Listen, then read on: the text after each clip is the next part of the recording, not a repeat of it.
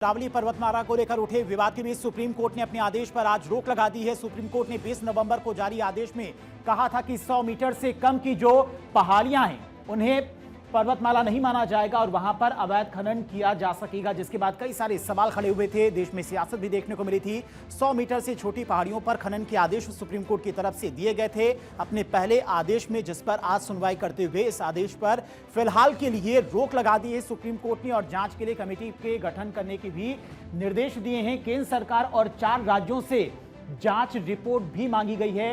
उनसे पूछा गया है कि अभी तक आपकी तरफ से क्या कुछ इस मामले में दिशा निर्देश दिए गए, क्या कुछ कार्रवाई हुई। लेकिन अब 21 जनवरी 2026 तक खनन के फैसले पर फिलहाल सुप्रीम कोर्ट ने रोक लगा दी और कोर्ट ने कहा है कि इस मामले की जांच के लिए एक्सपर्ट कमेटी की गठित की जाए और यह कमेटी मौजूदा विशेषज्ञ समिति की रिपोर्ट का विश्लेषण करेगी, जिसके बाद संबंधित मुद्दों पर कोर्ट के सुझाव देगी। कोर्ट ने केंद्र और अरावली के 4 राज्यों यानी कि राजस्थान, गुजरात, दिल्ली और हरियाणा को भी नोटिस जारी कर इस मुद्दे पर जवाब मांगा है। अरावली को लेकर सुप्रीम कोर्ट के इस फैसले को समझने के लिए पूरे विवाद को टाइमलाइन के साथ में आपको समझाएंगे, क्या कुछ पूरा विवाद है और किस तरह से सुप्रीम कोर्ट ने जो फैसला पहले दिया था उस पर सुनवाई करते हुए फिलहाल फैसले को रोक दिया है। अगली सुनवाई 21 जनवरी को होगी और क्या कुछ राज्यों को दिशा निर्देश दिए गए। पहले आपको समझाते हैं कि इसकी शुरुआत 20 नवंबर से हुई थी, जब सुप्रीम कोर्ट ने केंद्रीय पर्यावरण मंत्रालय की समिति की सिफारिश स्वीकार की थी, पूरे मामले की सुनवाई शुरू की थी और इसमें 100 मीटर या फिर उससे ज्यादा ऊंचाई वाले पहाड़ियों को अरावली के रूप में मान्यता देने की बात कही गई थी सुप्रीम कोर्ट की तरफ से। फैसले के बाद राजस्थान, हरियाणा और दिल्ली एनसीआर में सोशल मीडिया पर इसका विरोध शुरू हो गया। 16 दिसंबर को सेवा अरावली अभियान से पूर्व सीएम अशोक गहलोत जुड़े।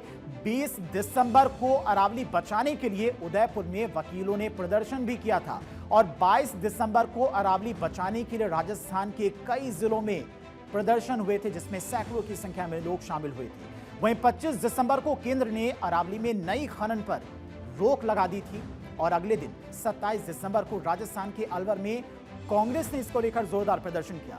इसी दिन यानी कि 27 दिसंबर को ही अरावली मामले में सुप्रीम कोर्ट ने संज्ञान लिया और आज यानी कि 29 दिसंबर को सुप्रीम कोर्ट ने अपने आदेश पर फिलहाल के लिए रोक लगा दी है और वहां पर खनन पर भी रोक लगा दी गई है सुप्रीम कोर्ट की तरफ से। आज मुख्य न्यायाधीश जस्टिस सूर्यकांत, न्यायमूर्ति जेके महेश्वरी और जस्टिस एजी मसीह की वेकेशन बेंच ने अरावली केस की सुनवाई की, जहां पर सीजेआई सूर्यकांत ने निर्देश दिया कि विशेषज्ञ समिति की सिफारिशें और उन पर सुप्रीम कोर्ट की तरफ से की गई आगे की टिप्पणियां फिलहाल स्थगित रहेंगी। अदालत ने साफ किया कि अगली सुनवाई तक इन सिफारिशों को लागू नहीं किया जाएगा।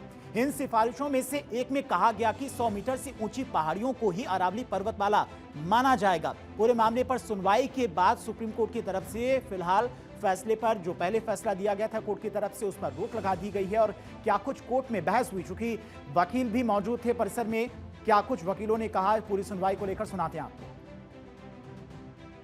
सुप्रीम कोर्ट ने यह भी इशू बनाया है कि जो डेफिनेशन कमेटी ने प्रपोज की थी और सुप्रीम कोर्ट के पिछले आदेश 20 नवंबर 2025 के आदेश के द्वारा जिसको एक्सेप्ट किया गया था कि एलिवेशन 100 मीटर से ऊपर होना चाहिए और एक कंटिन्यूअस इकोलॉजिकल फॉर्मेशन होनी चाहिए 500 मीटर के थ्रेशोल्ड के अंदर। सुप्रीम कोर्ट ने यह बोला है कि अगर 500 मीटर का थ्रेशोल्ड से ज्यादा भी डिस्टेंस है 200 मीटर के हिल्स के बीच में, तो क्या इससे वो अरावली के अंदर माने जाएंगे कि नहीं माने जाएंगे। क्योंकि अगर नहीं माने जाएंगे तो इससे जो बाकी गतिविधियां हैं जो कि अरावली में पिछले आदेश ने अरावली में मना किया था बट नॉन अरावली एरिया में अलाउ किया था, जो एरिया फिर वो 500 मीटर से ऊपर में आता है वहां पे वो गतिविधियां और खनन हो सकता है।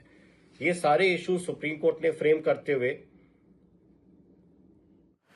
वहीं दूसरी तरफ सुप्रीम कोर्ट के फैसले के बाद केंद्रीय पर्यावरण मंत्री भूपेंद्र यादव ने भी मामले पर अपना रिएक्शन दिया, जिन्होंने सोशल मीडिया वेबसाइट एक्स पर एक पोस्ट करके सुप्रीम कोर्ट के फैसले पर खुशी जाहिर की है। क्या कुछ इस पोस्ट में उनकी तरफ से कहा गया वो भी चलिए आपको दिखाते हैं।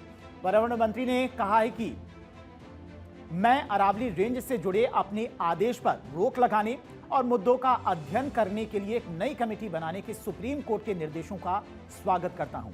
हम अरावली रेंज की सुरक्षा और बहाली में मंत्रालय से मांगी गई सभी मदद देने के लिए प्रतिबद्ध हैं। मौजूदा स्थिति के अनुसार नई माइनिंग लीज या फिर पुरानी माइनिंग लीज के रिन्यूअल के संबंध में माइनिंग पर पूरी तरह से रोक जारी रहेगी, ये उनकी तरफ से कहा गया है। पूरे मामले पर जो सुप्रीम कोर्ट की तरफ से आज फैसला आया, यानी कि सुप्रीम कोर्ट इस मामले को गहराई से समझने के लिए वक्त लेगा, तब तक के लिए खनन पर रोक रहेगी। सुप्रीम कोर्ट ने यह भी कहा कि विशेषज्ञ समिति रिपोर्ट या अदालत के फैसले को लागू करने से पहले निष्पक्ष और स्वतंत्र मूल्यांकन जरूरी है, ताकि कई अहम सवालों पर स्पष्ट दिशा मिल सके।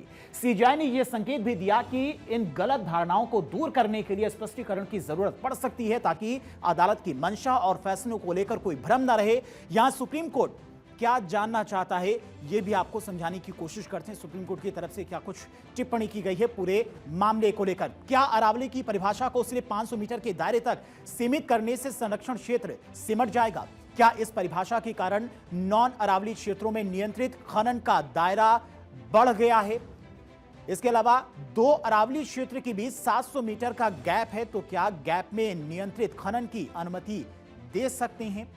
ये पूछा गया सुप्रीम कोर्ट की तरफ से। इस पूरी प्रक्रिया में पारिस्थितिक निरंतरता को कैसे सुरक्षित रखा जाए? नियमों में बड़ा नियामक खालीपन आता है, तो क्या अरावली पर्वत श्रृंखला की संरचनात्मक मजबूती बनाए रखने के लिए एक व्यापक आकलन जरूरी होगा? यह सुप्रीम कोर्ट की तरफ से कहा गया है और सुप्रीम कोर्ट ने इस पूरे मामले पर पूरी टिप्पणी भी की और साथ ही साथ जांच के आदेश भी दिए। सीजीआई ने कहा कि अदालत पहले ही यह संकेत दे चुकी है कि इन सवालों पर गहराई से विचार जरूरी है, और इसी को देखते हुए सुप्रीम कोर्ट ने प्रस्ताव रखा कि एक्सपर्ट्स की एक हाई पावर्ड कमेटी गठित की जाए।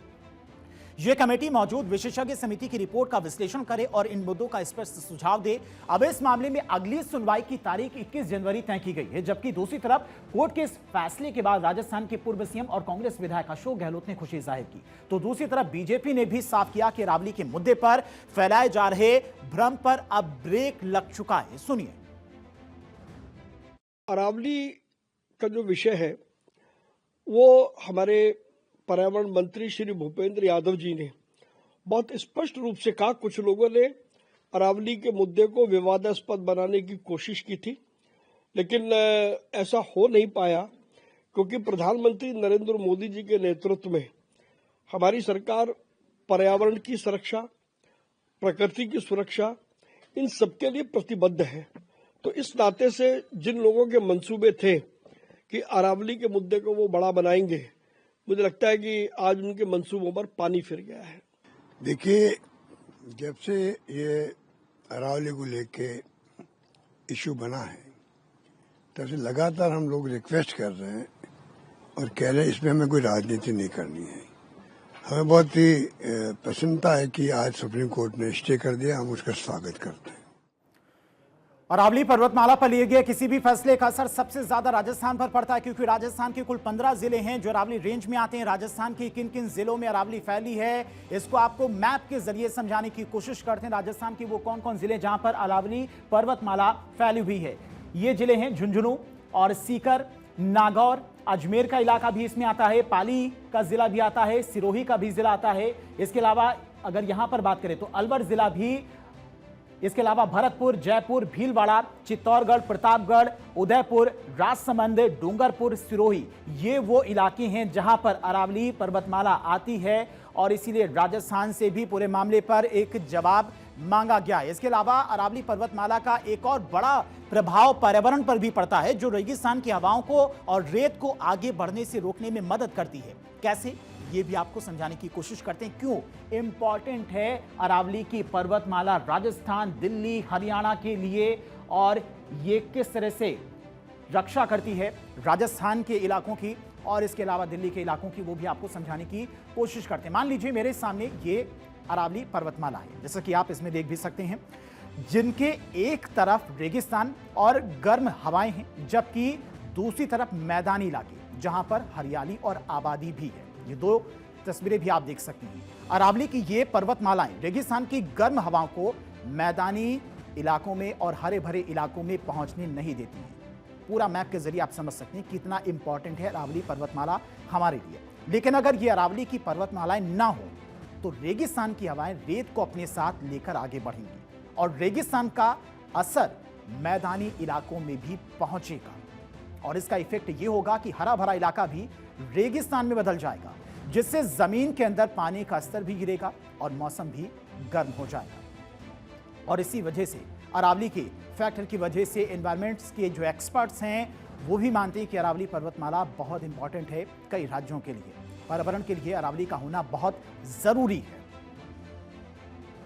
ये बहुत ही एक वेलकम मूव है सुप्रीम कोर्ट की तरफ से और एक बड़े से ऑर्डर को, अपने ही ऑर्डर को अबेंस में सुप्रीम कोर्ट ने आज डाला है। इसमें कहा गया कि जो माइनिंग एक्टिविटीज कहां चल रही हैं उसके बारे में भी कहा गया है। साथ ही साथ जब ऐश्वर्या भाटी जो असिस्टेंट सॉलिसिटर जनरल है उनसे जब पूछा गया कि इस हाई पावर्ड कमेटी में कौन है, तो चीफ जस्टिस को कहा गया कि वो 4 चीफ सेक्रेटरीज हैं, जिसमें कहा गया कि chief secretaries can't decide. So chief secretaries experts नहीं होते हैं। इसमें जो डोमेन एक्सपर्ट्स हैं, जो फॉरेस्ट एक्सपर्ट्स हैं, जो अरावली और जियोलॉजी एक्सपर्ट्स हैं, उनको इन्वॉल्व करना इस डेफिनेशन प्रोसेस में और इसके इम्पैक्ट पे, कि इसका लार्जर इम्पैक्ट जो है, इसके ऊपर जो इतना कंफ्यूजन है कि कौन सी अरावली की चोटी जो है क्वालिफाई कर रही है या नहीं कर रही है, उसके ऊपर पूरे के पूरे इम्पार्शियल वे में तहकीकात करना और 21 जनवरी तक इस पे सुनवाई होगी, तो ये करना बहुत जरूरी था।